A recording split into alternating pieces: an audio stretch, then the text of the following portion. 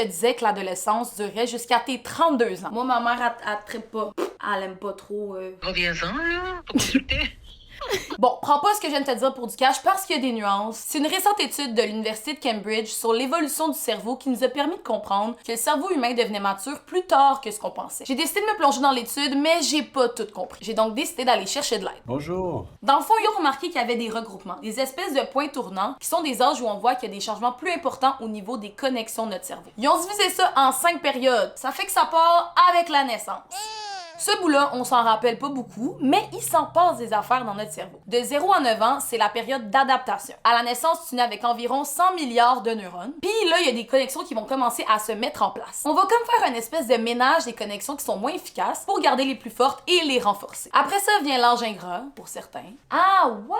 C'est qui me pointe? Qu'on appelle communément l'adolescence, mais c'est pas l'adolescence comme tu la connais, j'ai posé la question. Autour de 9 à 32 ans, c'est encore la période d'apprentissage, mais plus au niveau des fonctions cognitives plus complexes. Notre cerveau se reconfigure, s'optimise au fil des expériences. On n'est pas encore au top de notre efficacité cognitive, mais c'est là justement qu'on se perfectionne. Ce serait aux alentours de 30 ans qu'on atteindrait notre efficacité là, maximale, ce que les chercheurs appellent le peak age. Contente de savoir qu'il y a encore des belles années là, devant moi. J'ai hâte, là, la trentaine, et j'ai hâte. À titre de référence, voici une photo de ma sœur qui a 30 ans. Ornella.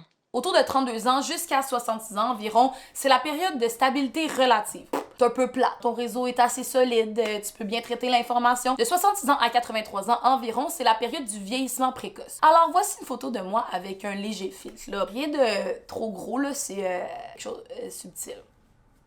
Durant cette période-là, on observe un déclin de l'activité du cerveau, léger mais là pareil. La connexion entre les différentes régions de notre cerveau est moins efficace. Ces régions-là, qu'on pourrait appeler aussi des nœuds, travaillent moins ensemble, plus de manière indépendante. Et là, la 5e et dernière période, qui commence à partir de 83 ans, c'est la période qu'on appelle le vieillissement tardif. On observe une diminution de volume de certaines régions du cerveau. On peut aussi penser qu'on perd des neurones puis qu'il y a des connexions qui sont moins utilisées, d'où l'importance de travailler notre cerveau là, à cette période-là. Bon, ben c'est ça. Moi, je vais aller me clencher 2-3 sudoku. J'ai peur. Ça va vite, c'est que ça va vite, hein? OK, bye!